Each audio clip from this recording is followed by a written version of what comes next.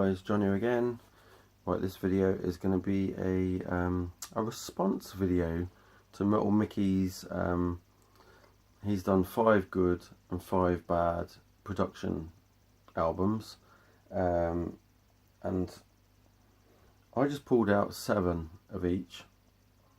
So I'm going to quickly go through them. I'm not the best at choosing albums that are or really checking out the production. These are albums that I either love how they sound, obviously it's going to be the production, it's going to be the quality of how it sounds when it comes out the speakers, and that's just my opinion. And then I've pulled out some others that I think are not as good, and they are some of them are quite terrible, some are not so good.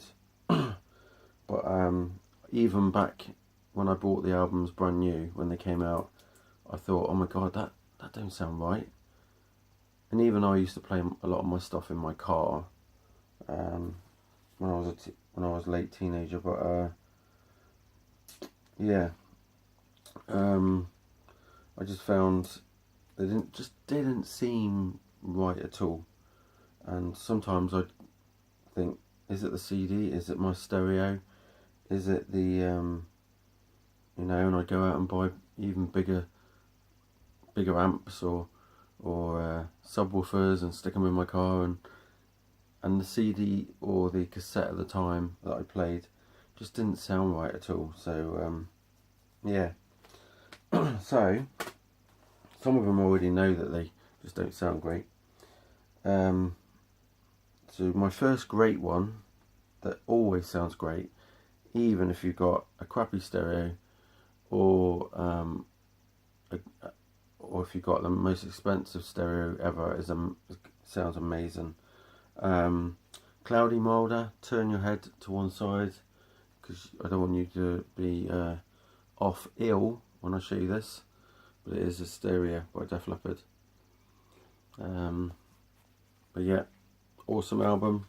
This is the reissue from 2006. This I've only pulled out to show you a stereo. You're probably better off to get the original CD, or just get it on vinyl. But get the new vinyl. The new vinyl sounds better. The next great one, which I don't know how many people are going to agree with this. I don't even know how many people got this album, apart from a couple of people on the VC I know listen to this band, and I absolutely love this. Okay, the first song's is one of the weaker ones, but the rest I love it all the way through. And it's Queensryche's Rage for Order. And the sound of this for a 1986 album was absolutely awesome. And they went on to even better it as well. Next one, another great one is Queensryche's Operation Mindcrime. It's some mark on there, but yeah, this is the deluxe pack thing. But yeah, people should check out this album. It's the Dogs Baloney's all the way through, and yeah, just killer. Even listen to the Live Crime as well, the live album of it. And then the next one, Queensryche again, Empire. Yeah, this is an absolutely amazing production all the way through. This band, this is one of the last great albums. Then you got Promised Land, and then it just all went to yeah. I'm not dissing the newer version of Queensryche, but with Jeff Tate, it all just seemed to go downwards. And I love Jeff Tate's vocals on all the first albums up to even Promised Land, and even the EP, the first thing, was great. Next one, Black Label Society, Zakk Wylde, Blessed Hellride. Now this album kicks ass and I love it, and it sounds amazing. I really love this one. This is probably one of my favourites of his albums, of his BLS albums. Yeah, I always love putting this on. It just sounds like so amazing. It's just explosion, and yeah, really cool. My next one is a band people probably wouldn't realise I put in here, in this lineup, is XYZ's debut. I love the sound of this. This album is really killer for a debut anyway, but the sound of it, I don't know if Axe Killer have done anything, they probably haven't, but this came out in 2010, this CD. It was originally from 89, but this is the production on this is amazing. It's like full guitars, just yeah, awesome, kick ass. The other one, the last one of 7 albums I pulled out, sorry Mike, I couldn't resist it, was Scorpions' Crazy World. And yeah, from the moment I listened to that when it came out, I was like, wow, that blew me away. But obviously Keith Olsen's on there, produced by Keith Olsen, and he did Whitesnake's 1987 album. I could have put Whitesnake's 1987 album on this because I love that as well, but I put Def Leppard and Whitesnake on a lot of things, so my videos, so I thought I'd change it a bit and just have Hysteria. I couldn't leave Hysteria off. But yeah, this is amazing, and it's yeah, really, really cool. Right, now for the 7 that are below par or terrible. Right, not necessarily this CD, because I have got the original album on CD. This is the remastered, or sorry, this is the one that was released on Loud Records. And Metal Mickey, Mike, you mentioned about this one, that you wanted to get this issue. This is 2002's reissue of Killing Is My Business and Business Is Good, with the bonus tracks.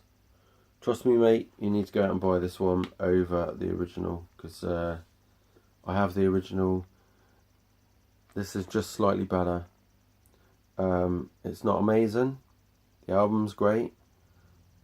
Some of the songs are a bit, I don't like These Boots, which is a cover. Chosen Ones, not really into that so much, but the rest of them, yeah, I love all the other songs, but yeah, the production is terrible. So the next one is probably an album that most people have never even heard, and to be quite honest, after they did the album Gallus, and I'm talking about the band Gun, and when they did the album Gallus, that was like the peak. That was an awesome, amazing production album. I should have had it in my list, in my other CDs, but I left it off because I just wanted to show you this one. The next album they did was called Swagger. The production of that was starting to go down, and I found it hard to listen to that album when it came out, and I put it in my car when I first bought it, and I thought this is not This is not like the first album. This is not like the second album. The sound is not very good. It was more like they were trying to stick a bit of like grungy stuff in it. It's a bit like Motley Crue's Generation Swine, but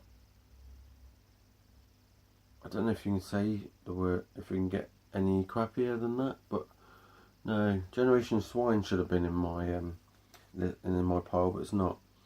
And the album is this one, and that is Mark Rankin, the singer.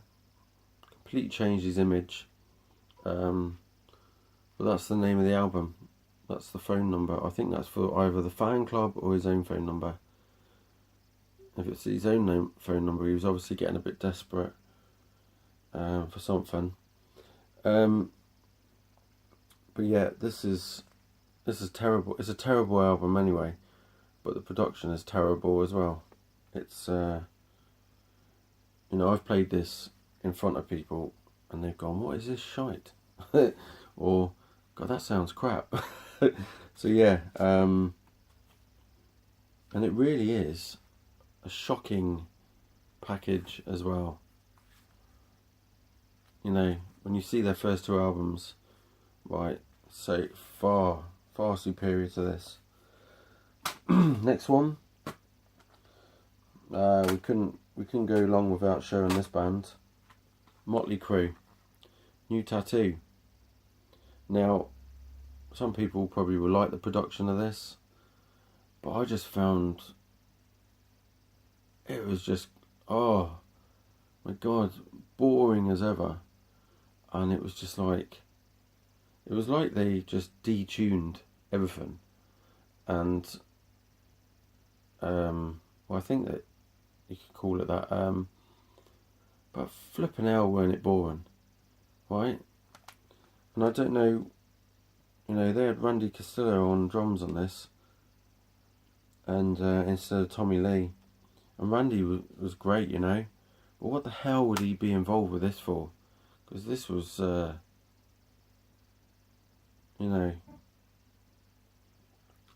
hated this, really did. Everything just sounds the same. It's just like no do up and down with sounds and stuff, and it was shit. And then I'm gonna go again. Motley Crue, Theatre of Pain. Now this was just diabolical. Do you know, other than Home Sweet Home, that was the only song that I would put on this album and go, yeah, I can listen to that, because it's such a great song, and just forget about the production sort of side. But the rest of it was just, oh my God. This is actually worse in my eyes than Generation Swine. So that's why I put it there. Next one, Def Leppard, On Through the Night. Some good songs. They weren't like amazing apart from Wasted, and but the production, obviously they didn't have they didn't really have a chance, because it was produced by Tom Alum, or whatever you call him, and to be quite honest, when you listen to some of his stuff he's done with some other big bands, namely, I think he did Judas Priest, some of their stuff, I think, and the production was shit, and he's done quite a few other bands, and even their albums were not great. They could have been much better sounding. So I think Def Leppard should go back and bring this up to a better thing, because they've remastered all the albums except from this and High and Dry. High and Dry, I don't believe needs remastering because it's absolutely dog's bollocks. But this needs something. It's too good to throw in the bin. It's it just needs something, and I don't know what that is. And I know Cloudy Mulder would say, yeah, it needs to be thrown in the bin. But Andy, I love that album. That's why I usually have it pride of place up there. Next one, Skid Row, Subhuman Race. I love this album. This album's amazing. I love it. Right, a lot of people don't really like this much, but the sound of it, the production side of it, it's just a bit. This was one CD that I went out and bought another CD, just to make sure that the CD, there wasn't anything defective with it, because my original was a digipack, which I still have, and then I got this one in the case. And to be quite honest, it wasn't the CD that was at fault, it was the production. This was another one where I changed most of my stereo equipment to try and make this sound better. I tried so many different settings on my back then graphic equalizer, my amplifier, my everything in my car, and I had like about 1500 to 2000 watts in a little, well, just a small car, and this did not sound very good. But now I can listen to it and go, yeah, I know its faults, and I just listen to it and not worry about it. But I think it's just because my ears are getting old. I don't notice the bad bits anymore so much. And then the other one, which is an album I listened to for the whole of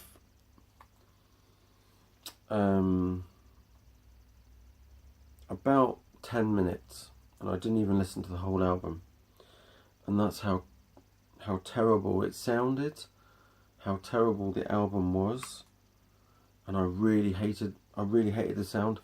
I love this band, but this album was just, it's just totally it. Unless you listen to all their other albums and then you put this on, I'm sure people will realise what I mean. It's Great White's Rising album. I think this is the last one with Jack Russell. And yeah, this is I was shocked how terrible this sounded. Everything was just bland, and yeah, and it's on Frontiers, and I don't know what it is, if Frontiers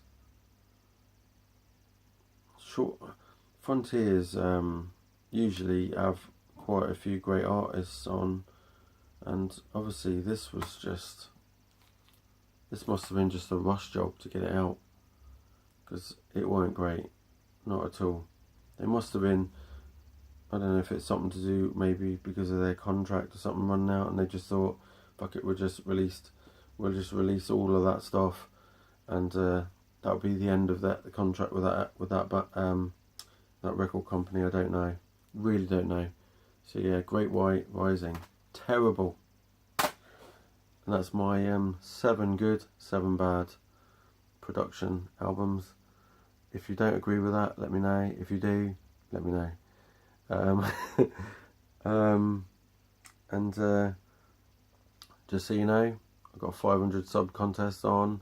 Check out my playlists and my videos, and make a video to enter stuff, and yeah, it's to win 30 quid Amazon voucher. So right, I'm going. I've had enough. I've got to go out. So cheers for watching. Keep rocking. See you later.